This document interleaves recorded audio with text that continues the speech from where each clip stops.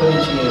નમો બ્રહ્મણ્ય દેવાય ઓ બ્રાહ્મણ હિતાય ચ જગદ્હિતાય કૃષ્ણાય ગોવિંદાય નમો નમઃ. ગોવિંદ સ્વરૂપાય મહાવીર વ્યાસાય નમો નમઃ. નમસ્કારાન સમર્પયામિ. અમૃતતે તમઃ. ઓમ અગ્નિર્દેવતા વાતો દેવતા સૂર્યો દેવતા ચંદ્રમા દેવતા વસવો દેવતા રુદ્રા દેવતા વિદ્યા દેવતા મરુતો દેવતા વિશ્વે દેવા દેવતા. ઓમ જય જગદીશ હરે સ્વામી જય જગદીશ હરે સંકટ શરણ में दूर करे. ઓમ જય જગદીશ હરે. जो जावे फल पावे સ્વામી દુઃખ વિનસે મન કા. सुख संपत्ति करे कष्ट मिटे तन का. ઓમ જય જગદીશ હરે.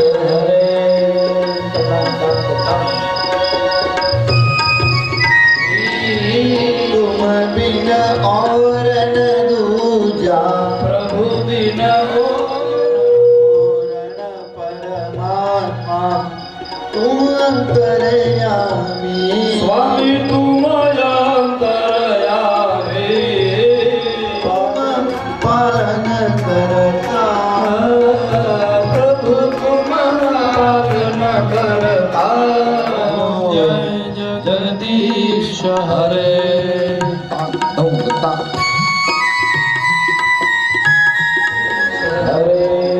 दीन बंधु दुख हरता तुम ठाकुर मेरे. પ્રભુ તુમ ઠાકુર મેરે. अपने हाथ उठाओ अपने हाथ उठाओ. पार पड़ा तेरे. ओम जय जगदीश हरे. विषय विकार मिटाओ पाप हरो देवा. प्रभु पाप हरियो देवा. श्रद्धा उपाय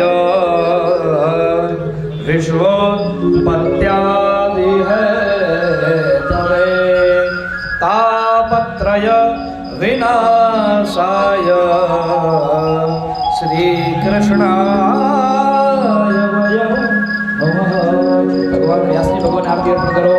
ओम व्यास विष्णु सत्य व्यासा नमः. आरती जप समर्पयामि. उदय आरती આપી દો વ્યાસ જીને. અમે આરતી લઈ લો વ્યાસથી. સ્વ કલ્યાણ આત્મા અભિવંદનમ હસ્તમ હસ્તમ. સર્વને નમસ્કાર. નમો નમઃ. ષષ્ઠમ દિવસના પ્રાતઃકાલીન સત્રમાં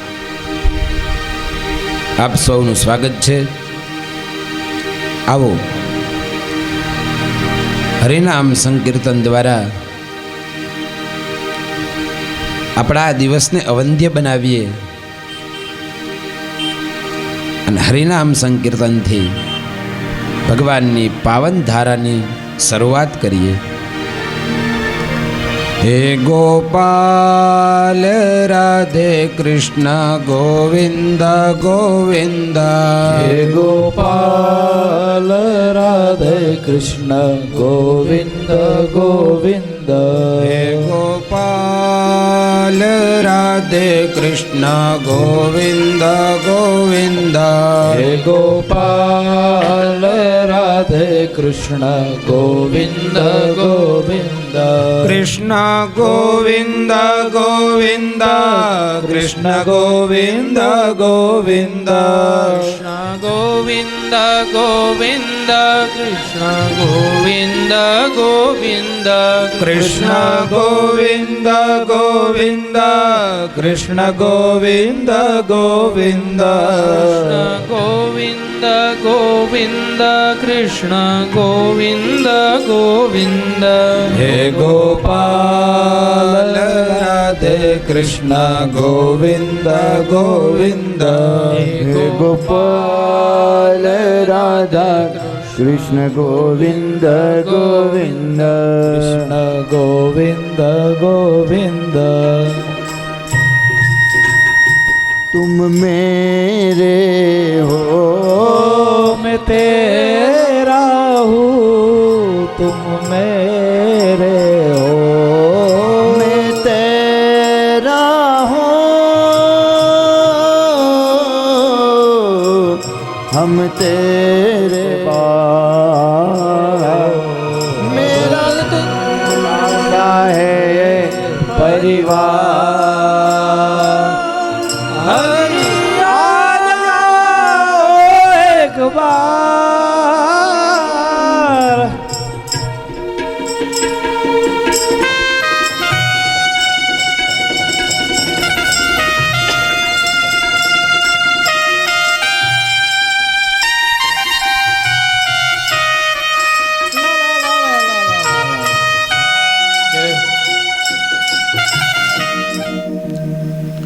વૈષ્ણવ યજમાન પરિવાર ભગવત ભાવ ભજન રસિક સૌ વૈષ્ણવ ભક્તો સર્વના હૃદયની અંદર બિરાજમાન અખંડાનંદ સચ્ચિદાનંદ પરબ્રહ્મ પરમાત્માના ચરણોમાં કોટી કોટી વંદન. આવો આ ભાગીરથી ગંગા જેમ ભગીરથના પ્રયાસથી આવી હતી એવી જ રીતના ભગવાનની ક્રિયાને લીલા કહેવામાં આવે છે. કારણ ભગવાનને કર્મફલની અંદર સ્પૃહા નથી. નમે કર્માણે લિંપંતી નમે કર્મફલે સ્પૃહા. મને કર્મો લેપાઈ શકતા નથી કારણ કે મને કર્મફલની ઈચ્છા નથી. માટે ભગવાન એ લીલા માત્ર માટે આ જગતની અંદર આવિર્ભાવ થયા છે. જેમ આકાશનું માપ શક્ય નથી, આકાશને જેમ આંબી શકાય નહીં, એમ પરમાત્માના અસ્તિત્વને માપી શકાય એમ નથી.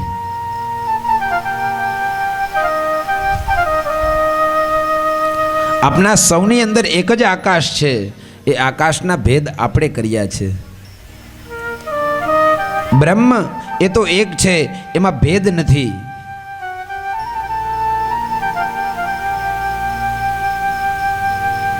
જેમ એક ઘડો હોય એ ઘડો બને,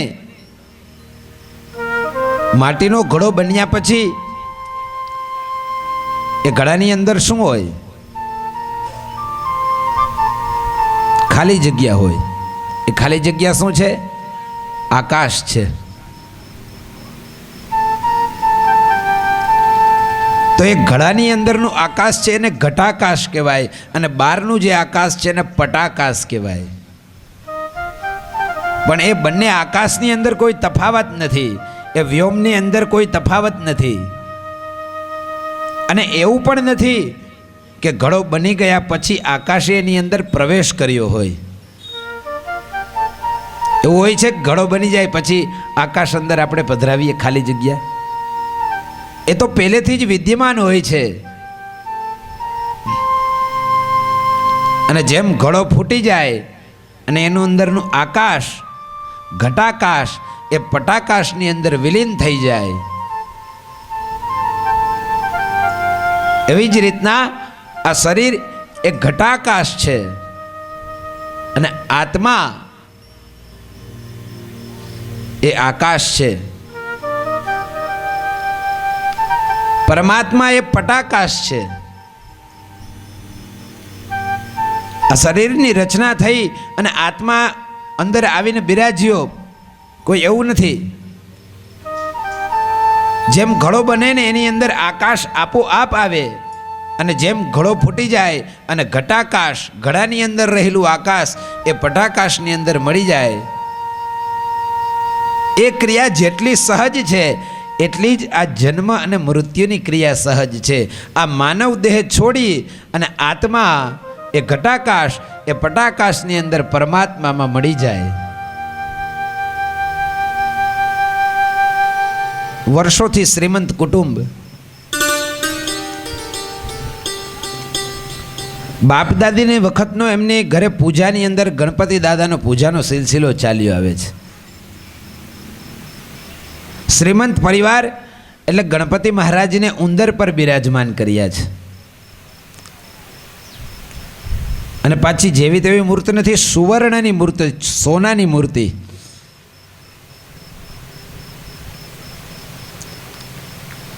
ગણપતિ મહારાજને ઉંદર પર બિરાજમાન કર્યા છે એટલે સ્વાભાવિક રીતે ઉંદરડો મોટો છે ને ગણપતિ થોડા નાના છે. સોનાનો ઉંદર અને એ ઉપર સોનાના ગણપતિ બિરાજમાન કર્યા છે. પરંપરાથી પૂજા કરતા આવે છે. કાળક્રમ એવો ચાલે છે કે શ્રીમંત ગરીબ થઈ જાય છે. ગરીબ થઈ જાય છે એટલે એને એમ થાય છે કે આ બાપ દાદાના વખતના મારી પાસે ગણપતિને ઉંદરડો છે, એને હવે વેચી નાખું તો જ મારું કાંઈક ભલું થાય. સોની મહાજન પાસે જાય છે કે સોની મહાજન, મારે આ ગણપતિ મહારાજને ઉંદરડો વેચવા છે.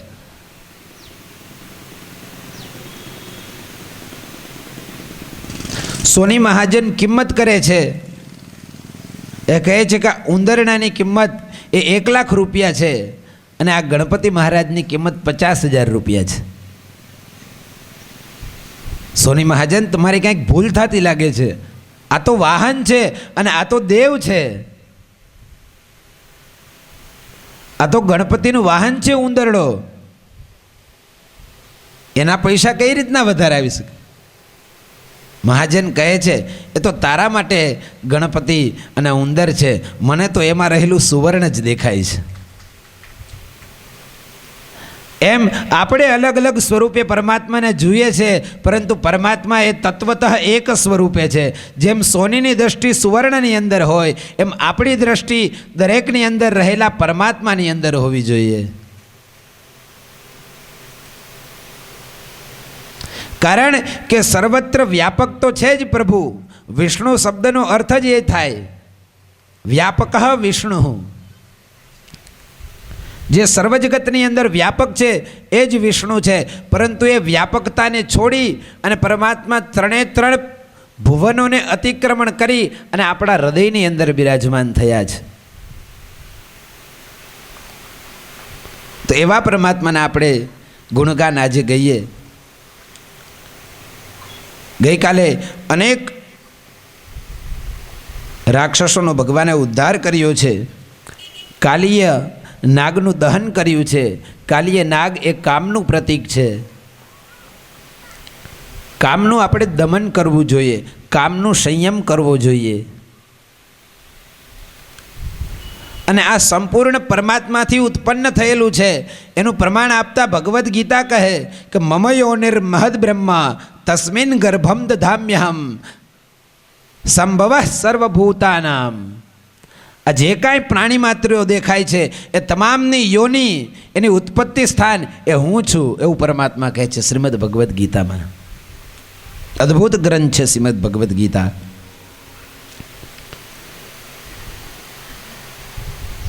હું જ્યારે ભગવદ્ ગીતા અને ભાગવત બંને લઈને બેસું ત્યારે મને બહુ આનંદ આવે. કેમ? કારણ કે ભગવદ્ ગીતામાં સિદ્ધાંતો છે અને એ સિદ્ધાંતોના ઉદાહરણ, એ સિદ્ધાંતોના દ્રષ્ટાંત એને જે સમજાવવાની પ્રક્રિયા છે એ ભાગવત છે. બંનેનો સમન્વય છે કારણ કે બંને ભગવાનના શ્રીમુખથી કહેવાયેલા છે. એકમ શાસ્ત્રમ દેવકી પુત્ર ગીતમ. ક્ષત્રિય એ ભગવાનની ભુજામાંથી પ્રગટ થયા છે, વૈશ્ય એ ભગવાનની ઉરુ પ્રદેશમાંથી પ્રગટ થયા છે અને ચરણમાંથી એ શુદ્ર પ્રગટ થયા છે. પરંતુ જેટલું મહત્વ એ મસ્તકનું નથી, એના કરતાં વધારે મહત્વ ચરણનું છે. આપણે ભગવાનના પગ પકડીએ છીએ, ભગવાનનું માથું નથી પકડતા. આપણા સમાજે શુદ્રને ધૂતકાર્યો છે શુદ્રને ધુતકારવો એ તો પરમાત્માના ચરણને ધિક્કારવા બરાબર છે. શુદ્ર એ આપણો ભાઈ છે, જાતિ વિશેષ વ્યવસ્થા છે, અહીંયા બીજું કાંઈ નથી. શુદ્રને ધિક્કારવો મતલબ પરમાત્માના ચરણને ધિક્કારવા. આપણે પરમાત્માના ચરણની પૂજા કરીએ છીએ. જેટલું મહત્વ મસ્તકનું છે એટલું જ મહત્વ ચરણનું છે. પણ મુખ એ પ્રધાન છે દરેક અંગની અંદર. કેમ? મુખિયો પણ મુખ જેવો હોવો જોઈએ. ગામનો સરપંચ, ગામનો ધણી કે આ નગરનો ધણી કે રાષ્ટ્રનો ધણી એ મુખના સમાન હોવો જોઈએ. કેમ? મુખિયા મુખસો હોઈએ, ખાન પાન મેં એક, પાલય પોષય શકલ અંગ, જાનત સબ વિવેક. મુખ છે એ પોતે એકલું ખાય છે, પરંતુ શરીરના તમામ અંગોને પોષણ આપે છે. જો મુખ ખાવાનું બંધ કરે તો હાથથી કામ ન થાય, પગથી ચાલી ન શકાય, અને જો પેટ ખાલી હોય તો આ બેઠા બેઠા શ્રવણે ન થાય. ભોજન સમયે ભાષણમ ભષણમ ભવતી. ભોજન સમય થઈ જાય અને પછી જો કથા બહુ લાંબી હાલે પછી કથામાં મજા ન આવે. કેમ? કારણ કે ઉદર ખાલી છે. અને ઉદરને પોષણ કોણ આપે? તો મુખ. મુખ એક ખાય પરંતુ દરેક અંગોને પોષણ મળે છે. એવી રીતના બ્રાહ્મણ એ સમાજનું મુખ છે. મુખ જ્યારે અશુદ્ધિવાળું બને છે, ન ખાવાનું ખાય છે, ન ખાવાનું પીવે છે, ત્યારે તમામ અંગોની અંદર સડો આવે છે, બીમારી આવે છે. માટે બ્રાહ્મણોએ તો સૌથી વધારે ચેતવાની જરૂર છે આજે. કારણ કે બ્રાહ્મણ એ તો મુખ છે. બ્રાહ્મણની પૂજા કેમ કરે? તો શું કહ્યું છે કે દૈવાધીનમ જગત સર્વમ. આ જગત છે એ દેવતાઓને અધીન છે. કરે મંત્ર પણ સંપૂર્ણ વૈજ્ઞાનિક પ્રક્રિયા છે.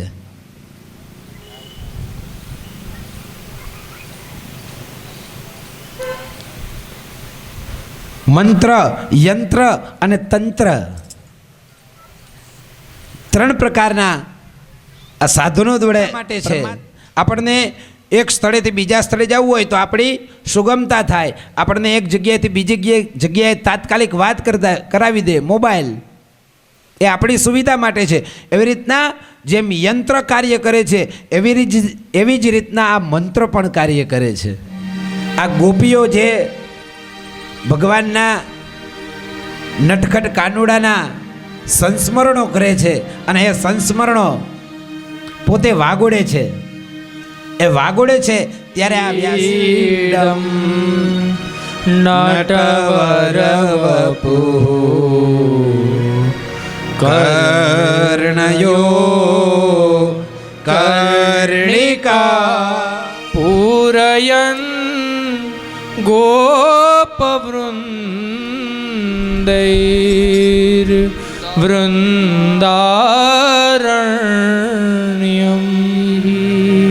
વૃંદારણ્યમ સ્વપદરમણમ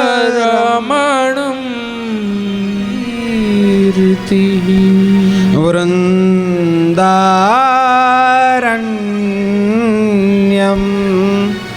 સ્વપદરમણમ.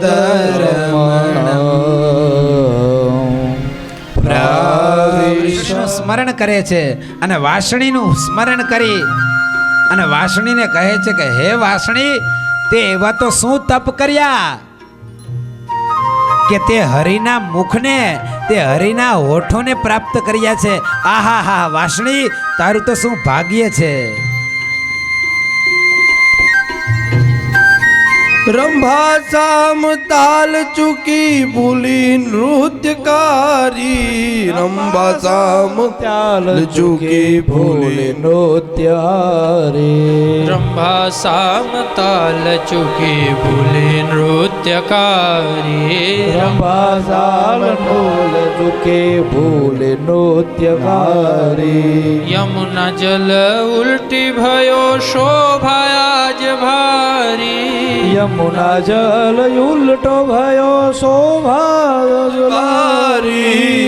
बांसुरी बजाए आज रंग से मुरारे बांसुरी बजाए आज नंद के मुरारी वेद पढ़त ब्रह्मा भूले भूले ब्रह्मचारी वेद पढ़त ब्रह्मा भूले भूले ब्रह्मचारी वेद पढ़त ब्रह्मा भूले भूले ब्रह्मचारी वेद पढ़त ब्रह्म भूले भूले ब्रह्मचारी समाधि शिव समाधि भूल गए ऋषि मुनि किनारी शिव समाधि भूल गए ऋषि मुनि किनारी बांसुरी बजाए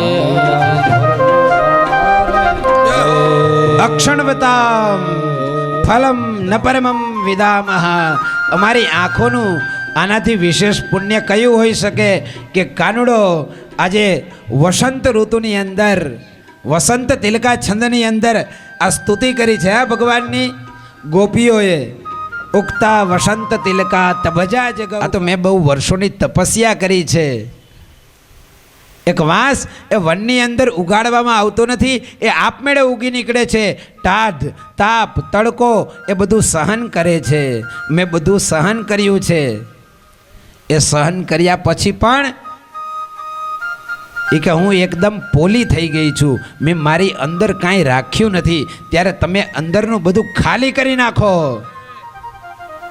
રાગ દ્વેષ મદ મોહ લોભ મત્સર કામ ક્રોધ આ બધાનો તમે ખાલી કરી અને નિર્મળ બની જાઓ. સંપૂર્ણ અવકાશ છવાઈ જાય. તમારી અંદર હરી કાંઈક મૂકી શકે એવી જગ્યા રહે, એ ફૂંક મારી શકે એવી જગ્યા રહે. વાસળી કહે છે મેં મારા છિદ્રો ખોલી નાખ્યા છે. છિદ્ર શું છે? છિદ્ર એટલે કે દોષ. આપણે આપણા દોષ ખોલી નાખવા જોઈએ, દોષ બતાવી દેવા જોઈએ જગને. આજે બધા લોકો દોષને છુપાવે છે. ખરાબ કામ કરે કોઈ જોતું જ નથી ને એમ જોઈ લે પેલા. ના, કોઈ જોતું નથી, કરી નાખે. એને ખબર નથી કે પરમપિતાની આંખો છે. સૂર્ય જગત ચક્ષુ, અને હૃદયની અંદર તમારા બિરાજમાન જ છે. કોને તમે બનાવી રહ્યા છો? આ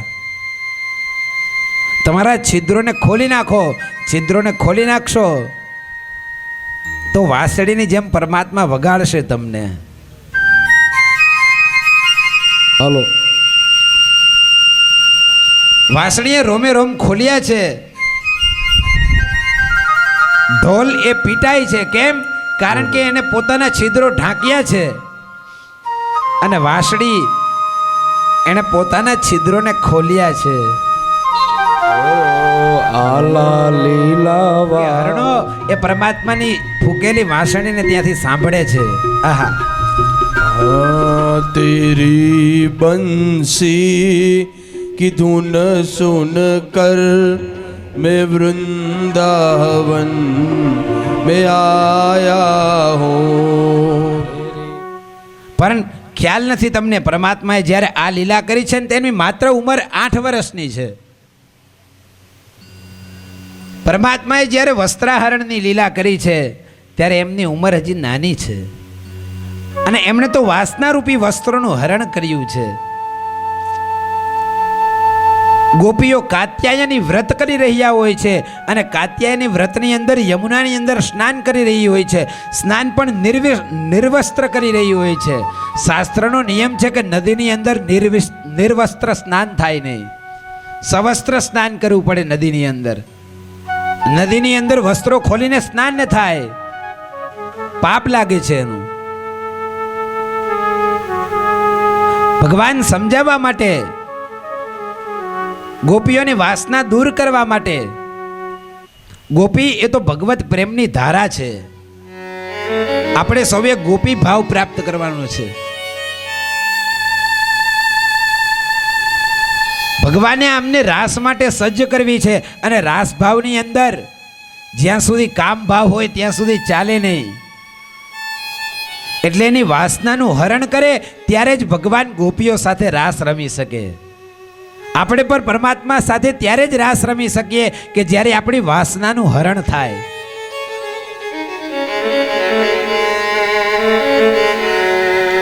શ્રી કૃષ્ણના મનમાં કોઈ કુભાવ નથી,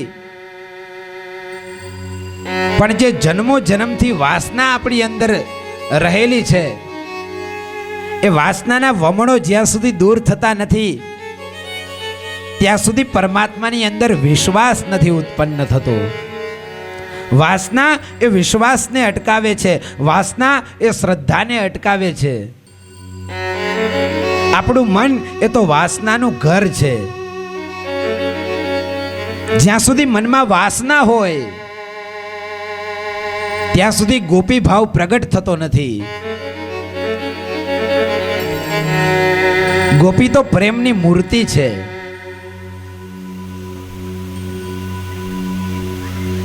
પ્રેમ ગલી અતિ સાંકરી, અને પ્રેમની ગલી તો એટલી સાંકડી છે, તામે દૂ ન સમાય, એમાં બે નથી આવતા, એમાં તો એકત્વ જોઈ છે, એમાં તો અદ્વૈત જોઈ છે.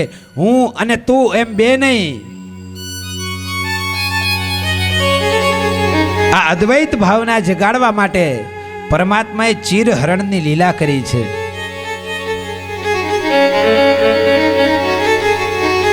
એક વખત ભગવાન ગોવાળિયાઓની સાથે ગાયો ચરાવી રહ્યા છે,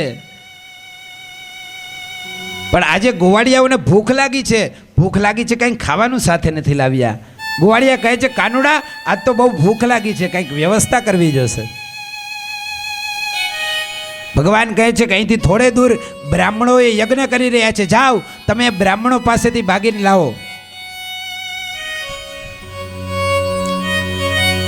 એ ગોવાળિયાઓ બ્રાહ્મણો પાસે જાય છે. બ્રાહ્મણો યજ્ઞ કરતા હોય છે કે બ્રાહ્મણોને પોતાની શૌચ પવિત્રતા અને જ્ઞાનનું થોડું અભિમાન હોય છે. એ કહે છે કે તમે તો ગોવાળિયાઓ ગાયોને ચરાવીને આવો છો, તમારામાં શુદ્ધતા પવિત્રતા એવી ભાવના નથી, હજી ભગવાનને ભોગ ધરાવ્યો નથી. આ બધી સામગ્રીઓ કાંઈ તમારા માટે નથી, આ તો ભગવાનને ધરાવવાની છે. બધી આ હુત દ્રવ્ય ભગવાન માટે છે.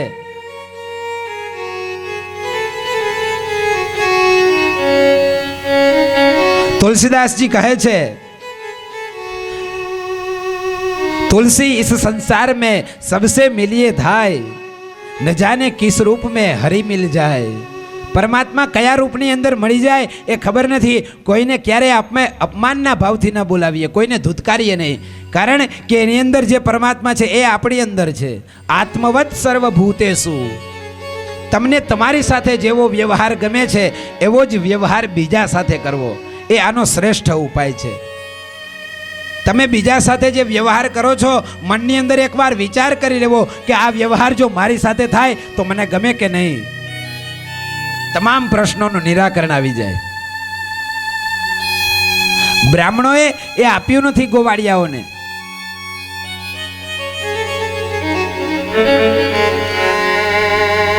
ગોવાળિયાઓ પાછા આવ્યા છે અને કાનુડાને વાત કરી છે.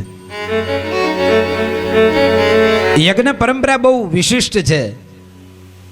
આ ધરતી ઉપર યજ્ઞ તો થવા જ જોઈએ, કારણ કે પ્રજાની સાથે સાથે યજ્ઞનું પરમાત્માએ સર્જન કર્યું છે. સહયજ્ઞા પ્રજા સૃષ્ટવા, યજ્ઞની સાથે પ્રજાનું સર્જન કર્યું છે. પ્રજા અને યજ્ઞ એકબીજાના પૂરક છે.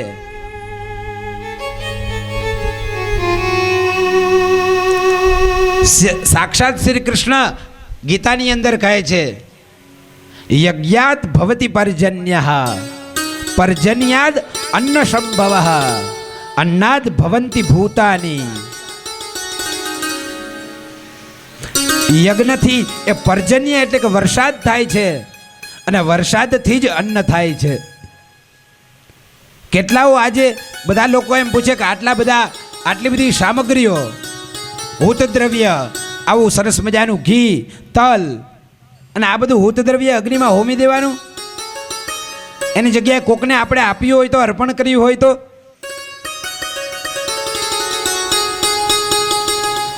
પણ આ વાત એ ખેડૂત સિવાય બીજું કોઈ ન સમજી શકે. કૃષક આ વાતને સમજી શકે યજ્ઞને. કેમ? કારણ કે કોઈ ખેડૂતને એમ કહેવા જાય કે તારામાં તો બુદ્ધિ નથી, આ તારી પાસે જે બીજ છે એને તું માટીમાં નાખી રહ્યો છે. માટીમાં નાખવાથી શું થાય? તો ધૂળમાં મળી જાય. જે ન જાણતો એ જ એમ કે આને માટીમાં ન નખાય, પણ ખેડૂત તો એને હસીને કે ભાઈ તને ન ખબર પડે, જા આને માટીમાં નાખો ને ત્યારે જ ઉગે. આ એમ બ્રાહ્મણો યજ્ઞના જાણકાર છે, એને ખ્યાલ આવે કે અહીંયા નાખો ને તો એ ઉગે. એ વ્યર્થ નથી જઈ રહ્યું. જેમ માટીમાં બીજ નાખો તો એ વ્યર્થ નથી જઈ રહ્યું. અને એ બીજ ક્યાંથી આવ્યા? બીજ જાતે લઈ આવ્યા ના, એ બીજ તો એ ખેતરે જ આપ્યા છે. આ ઉત દ્રવ્ય ક્યાંથી લાવ્યો? એ પરમાત્માએ જ આપ્યું છે. અને કેટલા પ્રમાણમાં તું લઈ આવ્યો? એ લાવ્યો તો મુઠ્ઠી ભરી અને લઈ જાય છે કોથળા ભરીને. આ પરમાત્માનો હિસાબ છે. પરમાત્મા એક પાય ન રાખે. પરમાત્મા તો એક લઈને એની સામે 10 આપે. અને આ વાત ખેડૂત સિવાય કોઈ ન સમજે.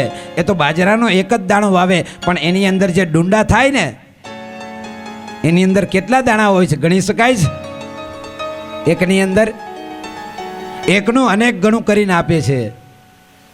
એમ યજ્ઞની અંદર હોમેલું એ ક્યારેય વ્યર્થ નથી જતું. પણ તામસિક પદાર્થ જો અગ્નિની અંદર હોમે ને તો તરત એનું પરિણામ મળે તમને. અગ્નિ હાલતો હોય ને એની અંદર 5 કિલો મરચું નાખી દેજો, જોઈને તરત અસર થાય છે કે નહીં? આંખો બળવા માંડે, ઉધરસ આવવા માંડે, કાચો પોચો હોય તો ઉલટી થવા માંડે. તામસિક પદાર્થ જો નાખો મરચા જેવો તો એની અસર થાય છે. તો આવા ઘી, તલ, જવ જેવા સાત્વિક પદાર્થ નાખો ને તો એનાથી વાતાવરણની શુદ્ધિ થાય છે. અને આજે વૈજ્ઞાનિકોએ પણ સિદ્ધ કર્યું છે. યજ્ઞ પદ્ધતિ એ તો સંપૂર્ણ વૈજ્ઞાનિક છે.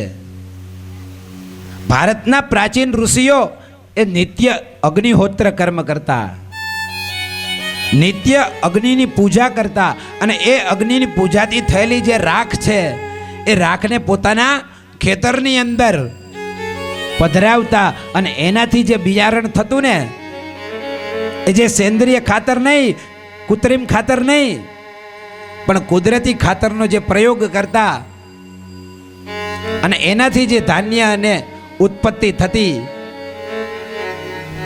એ આજે હવે નથી થતી. કેમ કે જ્યારે આપણા શાસ્ત્રો અને આપણા કૃષિ વૈજ્ઞાનિકો એમ કહેતા હતા કે કુદરતી ખાતરનો પ્રયોગ કરો, ત્યારે વિદેશવાળા એમ કહેતા હતા કે તમે તો પાછળ રહી જશો, તમારી સંસ્કૃતિ તો સાવ નિમ્ન છે, કાંઈ આવા ખાતરથી ખેતી થાય? યુરિયા નાખો, યુરિયા, દવા છાંટો, દવા. જેમ જેમ દવા વધતી ગઈ એમ મચ્છર માખી પણ મજબૂત થતા ગયા, જીવજંતુઓ પણ એટલા સક્ષમ થતા ગયા, એને મારવા માટે એટલી વધારે તીક્ષ્ણ દવા બનાવી. અને આજે પરિણામ એ આવ્યું છે કે જેણે જે યુરિયાની ને જેને આ દવાની શોધ કરી છે ને એને કે મેં મહાભયંકર પાપ કર્યું છે, આને કોઈ છાંટતા નહીં. એ આજે વૈજ્ઞાનિક એવું કહે છે. કારણ કે આપણે હવે ખાઈ શકીએ એવા નથી રહ્યા ધાન્યો. એ દવાની અસર એટલી છે કે જીવજંતુઓ તો ઠીક, પણ માણસને પણ હવે એ દવા નડી રહી છે. આજે હવે કહી રહ્યા છે ઓર્ગેનિક પદ્ધતિથી ખેતી કરો, પાછા ફરી ફરીને ત્યાં આવ્યા છે. તો યજ્ઞ સંસ્કૃતિ અને કૃષિ સંસ્કૃતિ એ પરસ્પર જોડાયેલા છે. ભારત દેશની અંદર પ્રાચીન ઋષિમુનિઓ રોજ અગ્નિહોત્ર કર્મ કરતા. આજે તો ગુજરાતની અંદર માત્ર 2 ઠેકાણે અગ્નિહોત્ર છે, ગણીને 2. દક્ષિણ ભારતની અંદર હજી પરંપરા સચવાયેલી છે. દક્ષિણ ભારતની અંદર અગ્નિહોત્રી બ્રાહ્મણો મળે છે. બાકી બધી ભારતની અંદર લુપ્ત થઈ છે આ પરંપરા. અગ્નિની પરંપરા, અગ્નિની પૂજા એ તો બધા કરે છે, માત્ર હિન્દુ જ કરે છે એમ નહીં.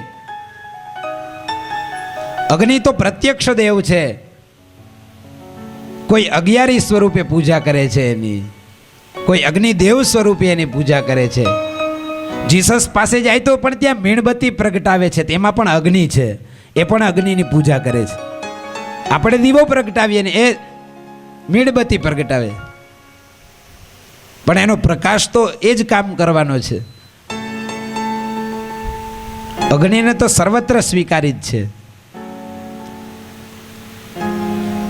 તો આપણે યજ્ઞ કર્મ નિત્ય કરવું જોઈએ, સારા સારા યજ્ઞો કરાવવા જોઈએ, કરવા જોઈએ, જેનાથી વાતાવરણની શુદ્ધિ થાય છે.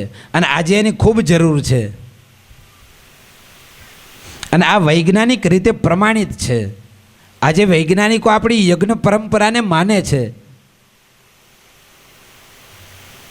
કારણ કે પર્જન્ય જે થાય એમાં સૌથી વધારે ધૂમ, જ્યોતિ, સલીલ અને મરુત, આ 4 વસ્તુ જ્યારે ભેગી થાય ને ત્યારે વાદળ બંધાય. ધૂમ જ્યોતિ સલીલ મરુતામ સન્નિપાતઃ ક્વમેઘઃ. આ શાસ્ત્રો એ કાંઈ ખાલી બ્રાહ્મણો માટે અને કર્મકાંડ માટે નથી, પણ આપણે આની અંદર ક્યારેય ગોથું માર્યું હોય તો ખબર પડે ને કે આની અંદર શું છે. ક્યારે આને જોયું હોય તો ખબર પડે ને કે આની અંદર તમામ તત્વનું વર્ણન આપી દીધું છે. મેઘ કેવી રીતના બને, શું પ્રકૃતિ છે, તમામ એક એક તત્વને ખોલીને મૂકી દીધા છે. અહીંયા એક એક શબ્દો તમને સંસ્કૃતમાં કહેતો આવું છું, આમ ખાલી વાતો નથી કરતો. ધૂમ, જ્યોતિ, સલીલ અને મરુત. ધૂમ એટલે કે ધુમાડો, જ્યોતિ એટલે કે પ્રકાશ, સલીલ એટલે કે પાણી અને મરુત એટલે કે વાયુ. આ 4 તત્વો જ્યારે ભેગા થાય ને ત્યારે વાદળ બંધાય અને પછી વરસાદ આવે. અને એમાં મુખ્ય છે ધૂમ.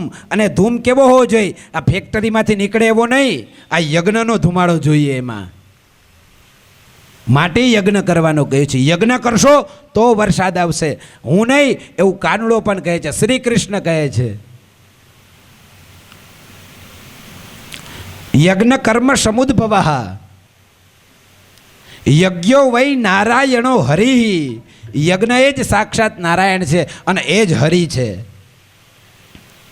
આજે યજ્ઞો ઓછા થયા છે આ ધરતી પર. યજ્ઞ પરંપરાને સાચવવી એ તો આપણું પરમ કર્તવ્ય છે.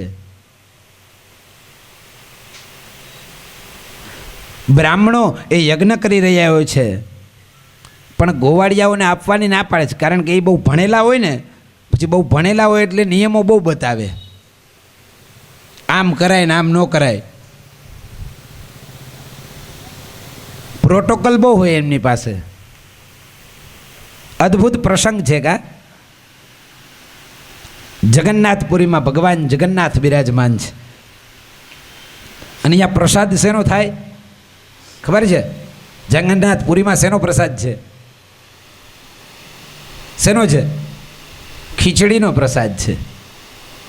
પરમાત્માને ખીચડી ધરવામાં આવે છે. અને એટલી જેમ આપણે વીરપુરમાં મોટા તપેલા મૂકવામાં આવે છે ને, એના કરતાં પણ ડબલ મોટા મોટા તપેલાઓ આપણા સ્ટેજ જેવડા એની અંદર ખીચડી મૂકવામાં આવે છે. કેમ? ભગવાનના એક માતૃશક્તિ ભક્ત થઈ ગયા છે, કર્માબાઈ એમનું નામ.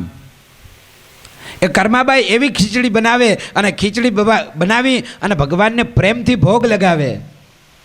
એમનામાં ભાવના સિવાય બીજું કાંઈ નથી. એ કાંઈ ભણ્યા ગણ્યા નથી, એને શાસ્ત્રોનું જ્ઞાન નથી, પણ ભાવ થકી ભગવાનને ભોગ લગાવે.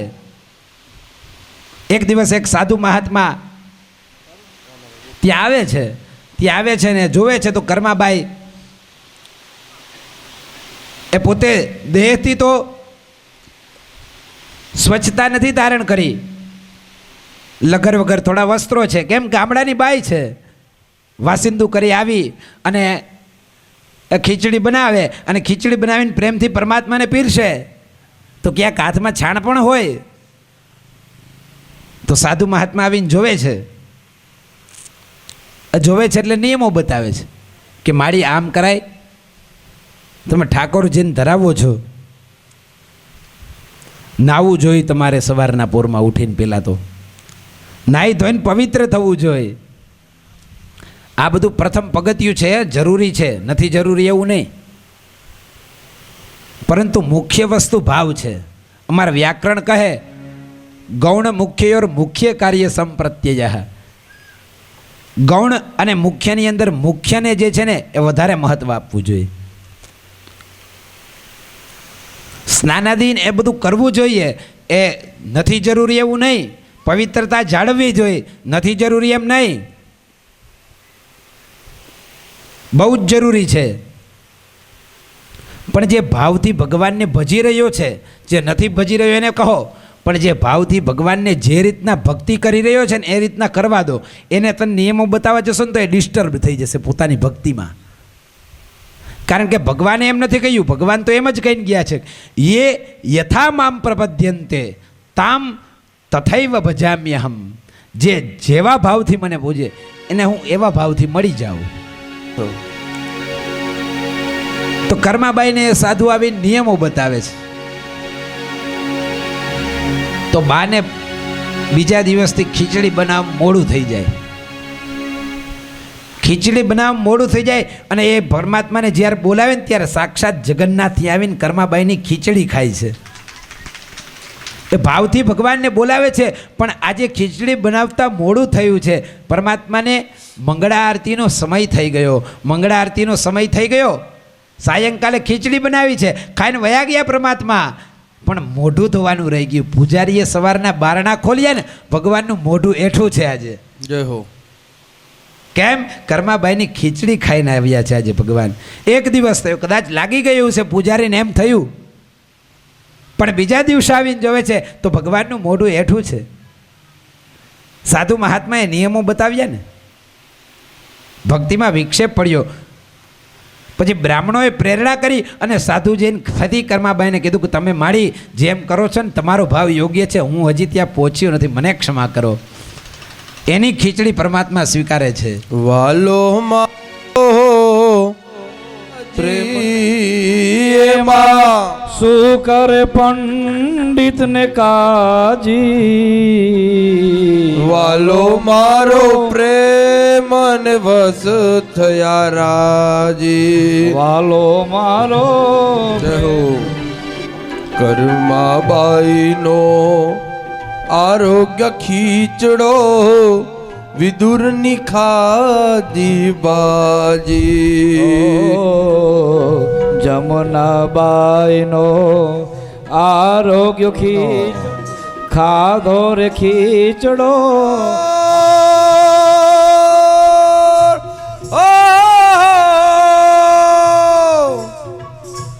એઠા બોર શબરી ના ખાધા, એઠા બોર સબરી ના ખાધા.